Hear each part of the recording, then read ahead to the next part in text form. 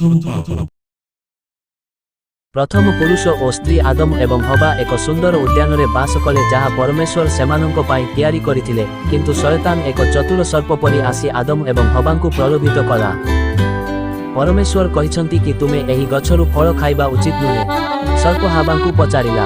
हावा उत्तर देला, केवल मझिरे थिबा गछ जदि आमे एथिरु खाइथाउ तेबे आमे मरिबा। सर्प कहिला, तुमे मरिबो नाही। एपरि एक कारण अछि जे परमेश्वर तुमकु सेही गछरु फल खाइबो बोली चाहंती नाही। जदि तुमे सेही फल खाइबो तुमे तांको परि हेइ जीवो। से जानिछंती एथिपाई से चाहंती जे तमे से फल न खाओ बोली।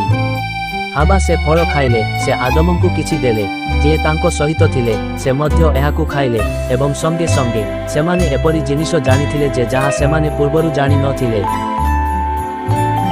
गोटिए जिनिस सेमाने जानिथिले जे सेमाने उलग्न थिले। सेमाने निजकु घोड़ाइबा पाई एकत्र पत्र सिलेई कले। सेमाने पूर्वरु भय किंबा लज्जा अनुभव करिवे नाही, तेणु सेमाने जानिथिले किछि भूल अछि।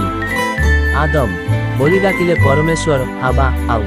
आदम कहिले, आमे लुचुचु, आमे उलग्न। भगवान दीर्घ निश्वास छाड़ी कहिले, तुमे एहा जानिछ कारण तुमे गछरु फल खाइथिल। तापरे आदम हवांकु दायी कले एवं हवा सर्पकु दायी कले। परमेश्वर कहिसंती, सर्प तुमे तुमर पेटरे क्रल करिबा उचित। जणे स्त्रीर पुओ तुमकु परास्त करिबो। हावाकु कहिले प्रसव जंत्रणादायक हेबो। आदमकु कहिले खाद्य जगाइबा कष्टकर हेबो। तापरे परमेश्वर आदम एवं हावा पाई पोशाक तैयारी करी सेमानंकु उद्यानरु पठाइले। से सेठारे एक ज्वलंत खंडा धरी एक दूत रखिले, तेणु सेमाने फेरी पारिले नाही।